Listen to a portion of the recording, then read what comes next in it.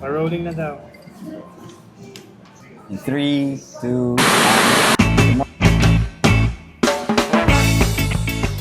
Good morning, everyone. We're here with the Lim siblings.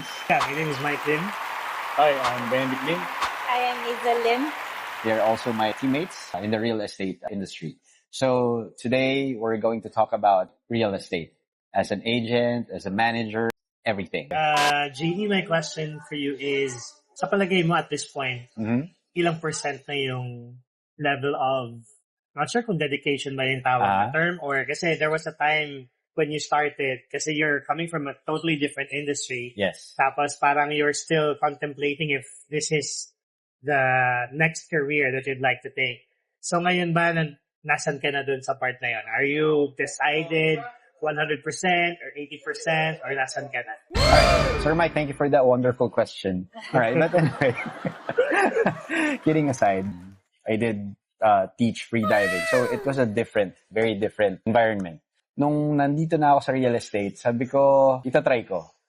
4 months into it, parang sabi ko, hindi talaga para sa akin to. Kasi unang-una, hindi naman ako nag-ads. Umaasa lang ako sa network kung ano yung meron ako. Then, just a month ago, when I had my first sale, dun talaga na-boost yung moral ko na, oo nga no, kaya naman pala talaga na bumenta. Regardless if it's your network or if it's other people, makakabenta at makakabenta ka kasi meron at merong bibili. Dun sa question ni Sir Mike na ilang percent, ngayon actually na-boost talaga siya. So, masasabi ko ngayon na 100% na yung dedication ko sa real estate industry.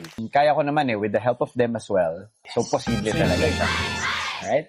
Sa akin naman, ano yung pangarap mong ma-achieve sa real estate 3, 5, or 10 years from now? Ano yung tingin mo dati mahirap pero gusto mong ma-achieve? Thank you again for that wonderful question. Ang pangarap kong ma-achieve nung pumasok ako dito sa real estate, so kung makakuha ng house and lot or ng unit sa DMCI din. Yun yung gusto ko talaga ma-achieve. And of course, financial stability talaga. So sa akin, follow-up question lang. Ano yung mga ginagawa mo ngayon para ma-hit yung next sale mo? Sabi mo kasi may benta ka na isa, di ba? Yan. So ano yung ginagawa mo ngayon para madagdagan yung benta mo? Yun yung magandang tanong. So nag-start na kami ngayon sa pag-create ng more contents. And with the help of my manager, Mike Lim, we're currently running ads to boost yung page.